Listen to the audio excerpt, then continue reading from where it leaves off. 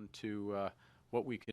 I fully associate myself with Premier Smith's comments just then. We expect the U.S. administration to respect Canadian sovereignty. I'm always clear in my conversation with President Trump to that effect, and then move on to what we can do together. Thank you. There's disagreement, and then there's something far more serious. Canada is now facing a moment few thought possible. Provincial separatists allegedly seeking help from a foreign power to break the country apart. And today, 3 premiers and the Prime Minister are drawing a hard line. This is a status check.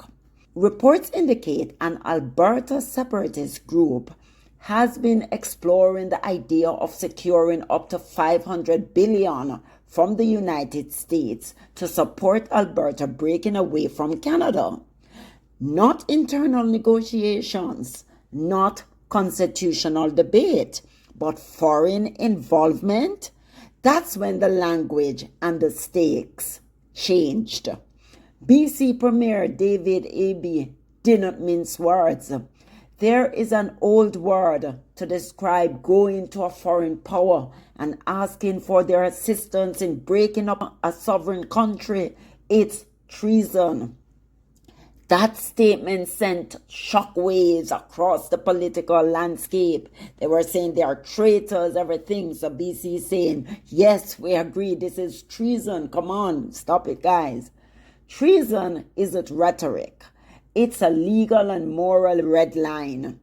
Eby's point wasn't about silencing debate. Canada allows discussion, dissent, even separatist movements.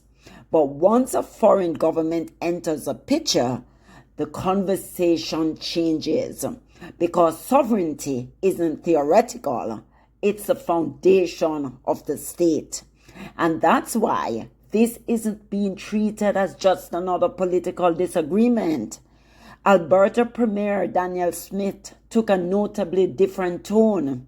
She did not endorse the separatists, but she stopped short of condemning them outright. Smith said, I would expect that the U.S. administration would respect Canadian sovereignty and that they would confine their discussion about Alberta's democratic process to Albertans and to Canadians.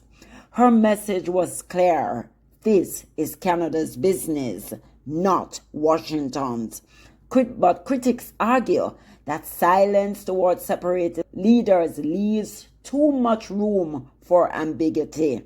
And I know one of the Indian groups, they were very mad at her and they were asking for her to resign because they're saying she's kind of egging them on but pretending like she's not. So watch this space because it is developing.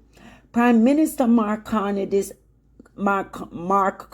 addressed reports that Trump administration officials may have met with Alberta separatist groups. His response was firm and deliberate. I expect the U.S. administration to respect Canadian sovereignty. I'm always clear in my conversations with President Trump to that effect. That line matters. It signals Ottawa is treating this as a sovereignty issue, not a fringe protest. Diplomatically calm, but unmistakably serious. Ontario Premier Doug Ford went even further, directly calling on Danielle Smith to shut it down.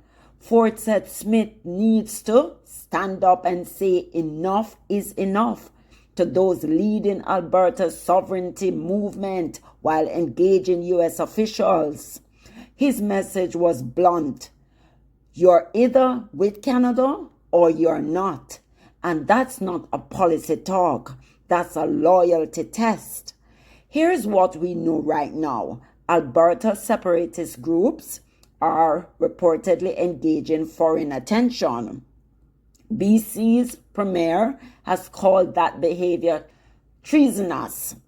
Alberta's premier says U.S. officials must stay out. The Prime Minister has issued a clear sovereignty warning. Ontario's Premier is demanding unity publicly. No legal action announced yet. No confirmation of financial agreements. But the political temperature is rising fast. This isn't about left versus right, or east versus west, or north versus south. It's about whether Canada draws an absolute line when foreign influence enters domestic politics. And that line, for many leaders, has now been crossed. Follow for updates. The road, Danielle Smith and the UCP government do the right thing and resign immediately. Because from here on in forward, the road is going to get rocky and rough. Danielle Smith has conspired with the separatists through Bill 14. The Premier changed the law after the court told her it was a breach of our treaties to proceed this way.